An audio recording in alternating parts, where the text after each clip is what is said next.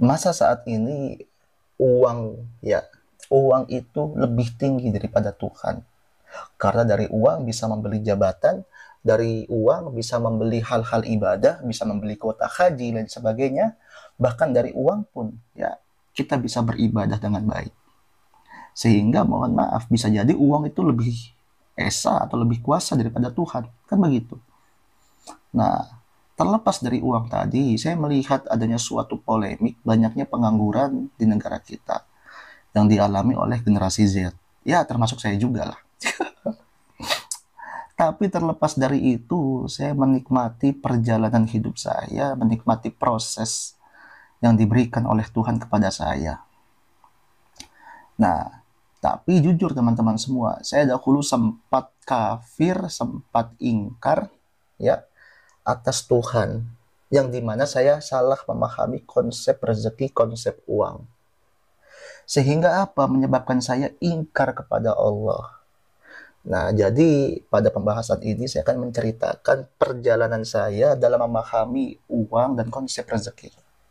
Silahkan disimak teman-teman semua. Jika dirasa bermanfaat, silahkan bagikan kepada teman-teman yang lain. Terus diceloteh Bung Udin. Rahayu teman-teman semua, merdeka.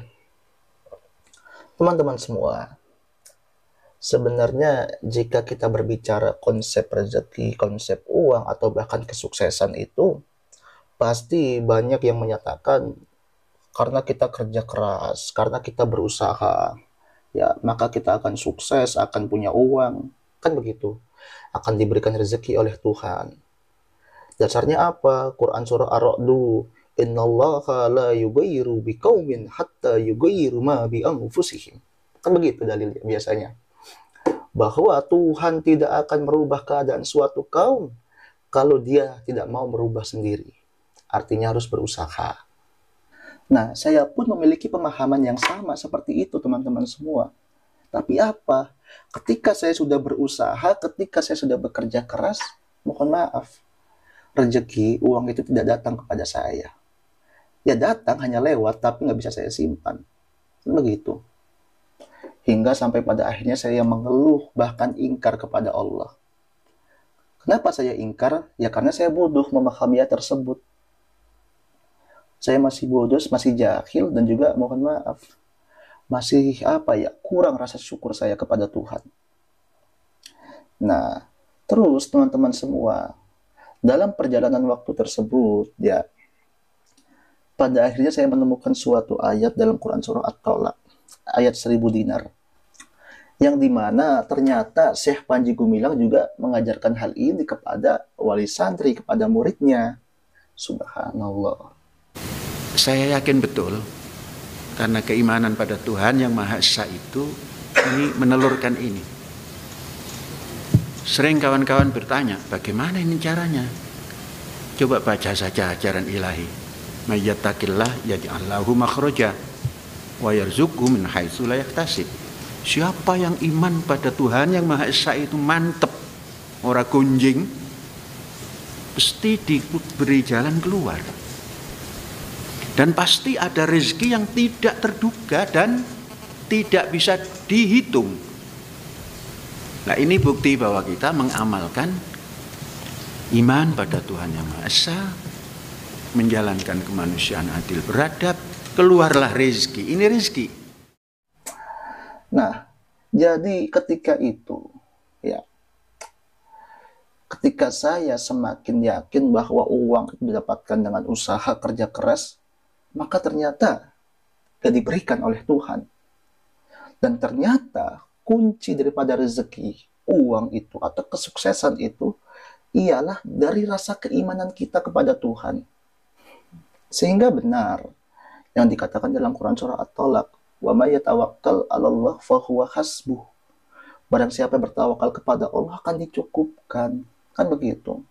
Nah, ketika saya memperdalam iman saya lalu semakin pasrah kepada Tuhan, dalam arti ya Allah saya ikhlas atas qada dan qadarmu, gak masalah bagi saya.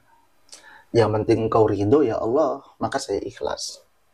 Dan ketika suatu waktu, ya contohlah dalam saya mengadakan suatu pernikahan dengan istri saya yang sudah berjalan 8 bulan ini, alhamdulillah. Itu pada awalnya teman-teman, saya nggak punya uang sama sekali. Demi Allah saya nggak punya uang. Tapi Alhamdulillah, ketika saya tawakal kepada Allah, ketika pasrah, Allah berikan jalan keluarnya. Wa may yattaqillah yaj'al lahu makhraja. Kan begitu. Tuhan berikan jalan keluarnya. Bahkan sampai mertua saya bilang ketika itu, udah nikah aja dulu, nanti urusan biaya biar bapak yang ngurus. Kan begitu. Itu satu. Artinya ketika kita semakin tawakal kepada Allah ya, Tuhan mudahkan. Itu aja. Dan juga saya mohon maaf, ketika saya setelah menikah, saya kembali ke Jakarta waktu itu untuk bekerja. Tapi setelah itu saya memutuskan untuk ke kampung halaman. Dan ternyata memang berat teman-teman semua. Pekerjaan pun gak ada, lain sebagainya. Ya, bahkan sampai bulan puasa kemarin, ya Allah. Itu masa-masa ketika saya sangat berat waktu itu. Tapi ketika saya mempercayai kembali ayat Tuhan, wa may tawakkal 'alallah fahuwa hasbuh, ketika saya tawakal kepada Allah, pasrah kepada Allah seutuhnya, yang dimana setidaknya saya sudah berusaha, sudah bekerja sebagai bentuk ikhtiar saya, Tuhan cukupkan. Bahkan saya juga nggak pernah menyangka saya bisa mencukupi keluarga saya hingga 8 bulan ini, mau ke 9 bulan ini. Itu adalah suatu karunia dan suatu nikmat dari Allah. Ketika kita sudah tawakal seutuhnya, sudah beriman seutuhnya kepada Allah. Nah, dari hal ini sebenarnya bekerja itu bukanlah cara kita untuk mencari uang.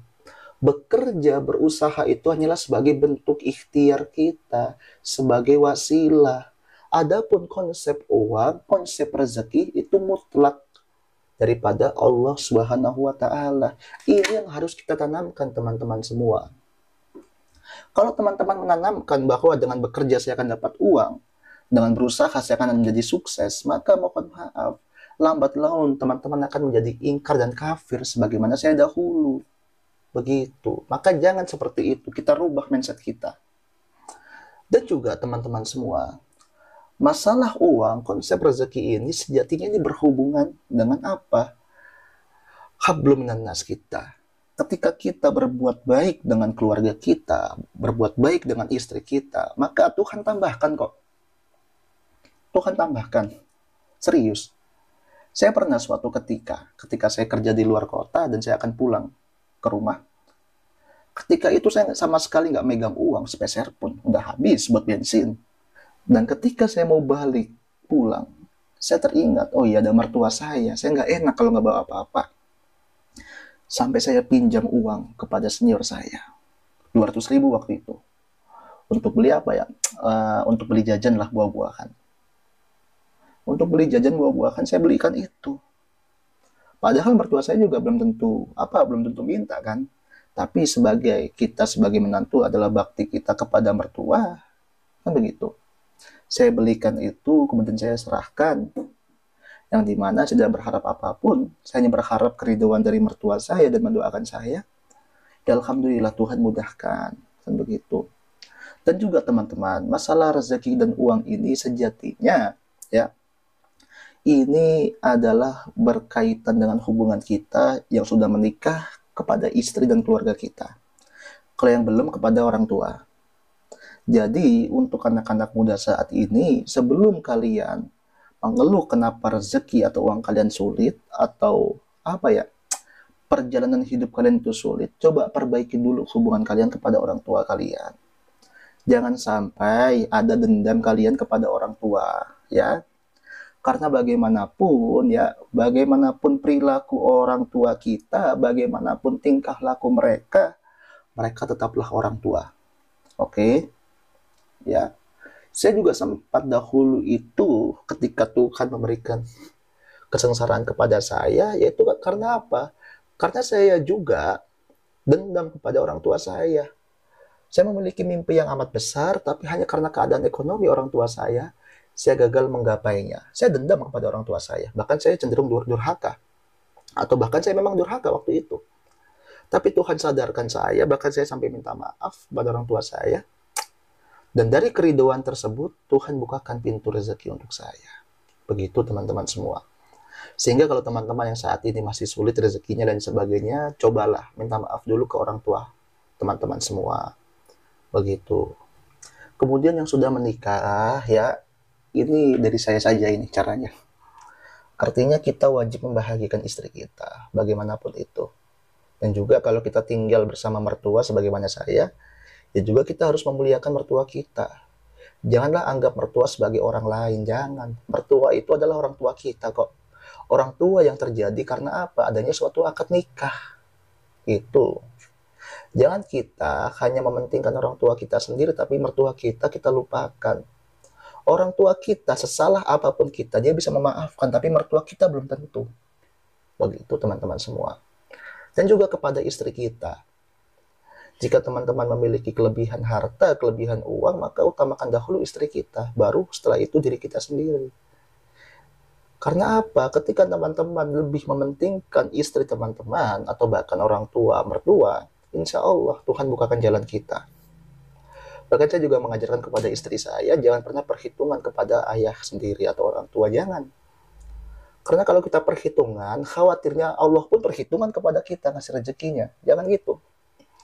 Jadi semakin kita royal kepada mertua, insya Allah akan dibukakan jalannya. Dan juga kepada istri, berbuat baiklah.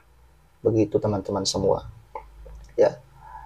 Nah, jika hal ini sudah diterapkan, maka insya Allah teman-teman akan memahami bahwa konsep rezeki itu datangnya mutlak dari Allah. Bukan karena teman-teman bekerja, bukan. Tapi mutlak hak prerogatif dari Tuhan yang Maha Esa. Gitu loh. Nah, tapi jika teman-teman hanya memikirkan ego teman-teman, lalu bahkan teman-teman memiliki pendapat karena saya bekerja dan sebagainya, ya bersiaplah. Akan jadi sengsara hidupnya. Karena apa? Mengingkari hakikat pemberi rezeki, yaitu Allah Subhanahu wa Ta'ala. Jangan begitu. Nah, itulah yang bisa saya sampaikan dan juga yang saya alami. Semoga dapat dijadikan sebagai ibrah. Dan juga untuk teman-teman semua, generasi Z terutama, jika belum memiliki pekerjaan, maka kembangkanlah potensi diri kalian. Ya, kembangkan saja sudah. Apa yang kalian bisa itu kembangkan. Jangan kalian hanya berdiam diri lalu pasrah, jangan. Kita tetap diwajibkan untuk ikhtiar, untuk berusaha. Tapi ingat, ikhtiarmu itu bukanlah yang memberikan uang, bukan. Ikhtiarmu itulah ya hanya sebagai apa? Wasilah, sebagai penggugur kewajiban. Sedangkan yang memberikan uang atau rezeki itulah mutlak daripada Allah Subhanahu wa Ta'ala. Itu saja teman-teman semua, semoga dapat dipahami. Allah muwafiq ila aqwamit thoriq fastabiqul khairat. Rahayu untuk kita semua, merdeka.